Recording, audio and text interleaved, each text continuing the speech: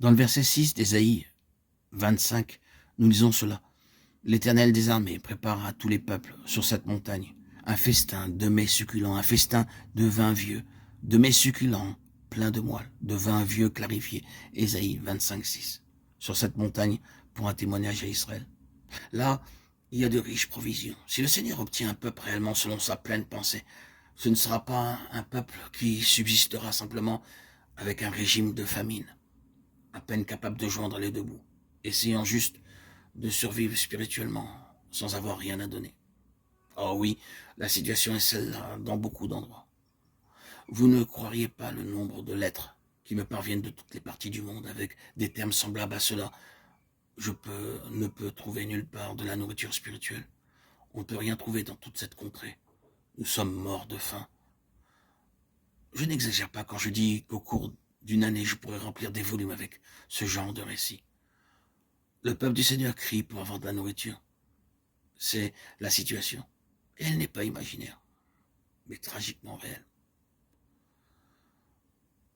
Cependant, remercions Dieu, l'autre aspect est également vrai.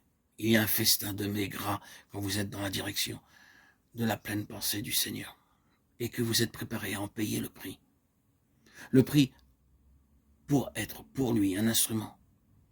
Non pas le prix pour le salut, mais le prix de l'appel pour le servir à lui. Alors, vous pourrez avoir une table bien pourvue, un festin de choses grasses, avec l'abondance pour vous-même et suffisamment à donner pour les autres. Ah oui, c'est vrai, il n'y a aucun besoin, aucun manque, il y a débordement d'abondance dans Sion, sur cette montagne. Sur cette montagne, Sion, le témoignage est pour le triomphe complet du Seigneur sur la mort. Le témoignage d'une vie qui a vaincu la mort.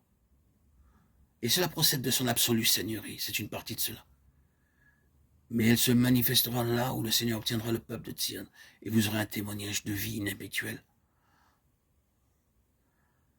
Vous ne pouvez obtenir un peuple qui soit entré dans ce que Sion signifie en parvenant à la plus pleine pensée que Dieu possède en son Fils.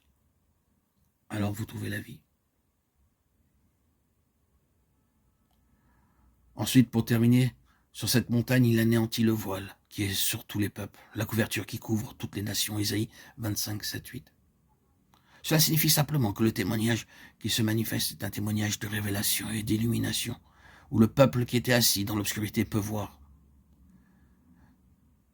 La parole concernant Sion est ici, dans Ésaïe. Lève-toi, sois éclairé, car ta lumière arrive. Et la gloire de l'Éternel se lève sur toi. Ésaïe 61. C'est dit pour Sion, mais quelle est la contrepartie de cela dans le Nouveau Testament? Je pense qu'elle est dans les dernières lettres de Paul pour l'Église. Considérons ce mot de gloire dans les Éphésiens. Il est notable que ce mot de gloire a une grande place dans ces épîtres écrites en prison. La gloire de l'Éternel se lève sur toi. Lève-toi, brille, sur cette montagne, dans Sion, dans un peuple abandonné intégralement au plus plein et plus élevé intérêt de Dieu, et donner un ministère d'illumination et de révélation pour ôter le voile. C'est cela le témoignage pour Israël. L'Israël spirituel de Dieu. C'est là que montent les tribus de l'Éternel. Un témoignage à Israël. Tout ce que nous devons faire, c'est de demander au Seigneur de nous donner l'énergie du cœur, la promptitude et le dessein de monter à Sion. Et cela signifie spirituellement d'avoir les chemins de Sion dans nos cœurs. Ils trouvent dans leur cœur des chemins tout tracés. Psaume 84, 5. Cette voie qui conduit à Sion est une affaire de cœur.